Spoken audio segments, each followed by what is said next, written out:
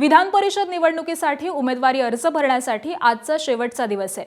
ठाकरेंच्या शिवसेनेकडून अंबादास दानवे आज सकाळी 11 वाजता विधान भवनामध्ये उमेदवारी अर्ज दाखल करणार आहेत। उद्धव ठाकरेंऐवजी ठाकरेंच्या शिवसेनेकडून अंबादास दानवेंच्या नावाची घोषणा करण्यात आल्यानं काँग्रेस पक्षामध्ये नाराजी आहे। त्यामुळे काँग्रेसने देखील आता उमेदवार उतरवण्याची तयारी सुरू केली आहे। दिल्लीतून काँग्रेसचा एबी फॉर्म मुंबईला पाठवण्यात येणार आहे। श्रीनिवास बिक्कड फॉर्म घेऊन मुंबईला येणार असल्याची माहिती मिळते। तसंच राज्यसभा निवडणुकीमध्ये काँग्रेस पक्षानं शरद पवारांच्या राष्ट्रवादीला पाठिंबा होता, तसाच पाठिंबा आता शरद पवारांच्या राष्ट्रवादीनं काँग्रेसला द्यावा अशी मागणी जोर धरू लागली आहे। काँग्रेस राष्ट्रवादीसोबत चर्चा करणार असून त्यांची 10 मतं मिळवण्याचा देखील प्रयत्न करणार असल्याचं कळतंय। उद्धव ठाकरेंनीच पुन्हा ही निवडणूक लढवावी अशी काँग्रेस आणि शरद पवार गटाची आग्रही भूमिका होती। मात्र मित्रपक्षांना याविषयी अंधारामध्ये ठेवण्यात आल्याचा सूर काँग्रेसनं आळवलाय आणि त्यामुळे महाविकास आघाडीमध्ये राजकीय हेवेदावे हे सुरू झाल्याचं दिसून येत आहे।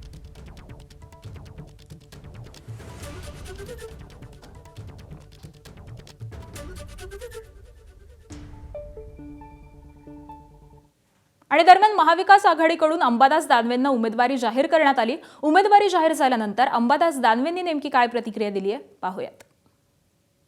उद्धव ठाकरे साहेबांनी पक्षप्रमुखांनी निर्णय घेतलेला आहे की आमचे अंबादास दानवेजी हे विधान परिषदेवर जाणार आहेत।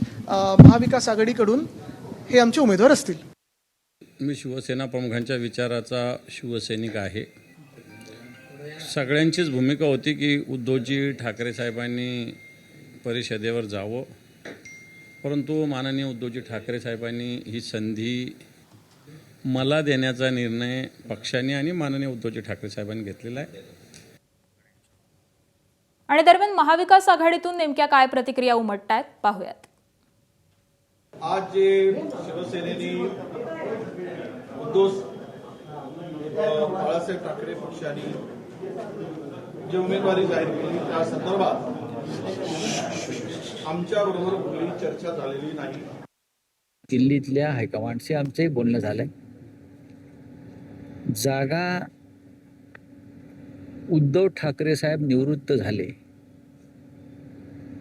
त्यांचेही झाले काही लोक, पण राज्याचे माजी मुख्यमंत्री निवृत्त झाले। सगळ्यांचा आग्रह होता उद्धव साहेबांनीच लढावं। उद्धव साहेबांचा आग्रह होता नाही मी उमेदवार दे, त्याला तुम्ही पाठिंबा द्या। महाविकास आघाडी राष्ट्रवादी काँग्रेस पक्षाने आधीच पाठिंबा जाहीर केलेला आहे की उद्धव ठाकरे देतील तो उमेदवार, आणि मला असं वाटतं की काँग्रेस पक्ष सुद्धा तीच भूमिका घेईल, कारण आम्ही एकत्र आहोत। मी आत्ताच प्रदेश अध्यक्षांशी माझी चर्चा झाली। मी त्यांचा फोन होता, मी त्यांना विचारलं की तुमच्याबरोबर या नावासंदर्भात चर्चा झाली काय? ते सुद्धा म्हणाले की अशी चर्चा झालेली नाही। त्यामुळं आता ते मुंबईत आले, दिल्लीत होते, मी त्यांच्याबरोबर चर्चा करेन।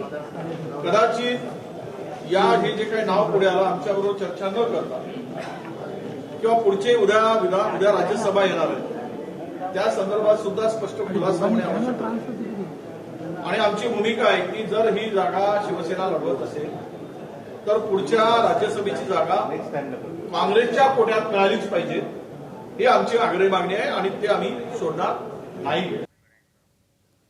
आणि ठाकरेंकडून अंबादास दानवेंनाच का उमेदवारी देण्यात आली जाणून घेऊयात। उद्धव ठाकरेंना पुन्हा विधान परिषदेवरती जाण्याची इच्छा नसल्याची चर्चा होती।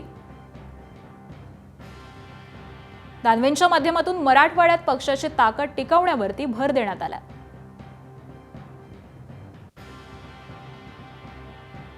संभाजीनगरमध्ये शिवसेनेचा प्रभाव कायम ठेवण्याचा प्रयत्न आहे।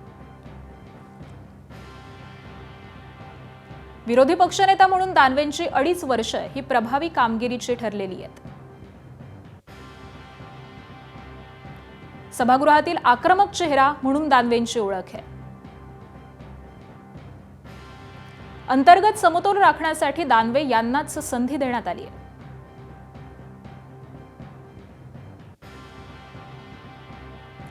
तर ही काही महत्त्वाची अशी कारण आहेत।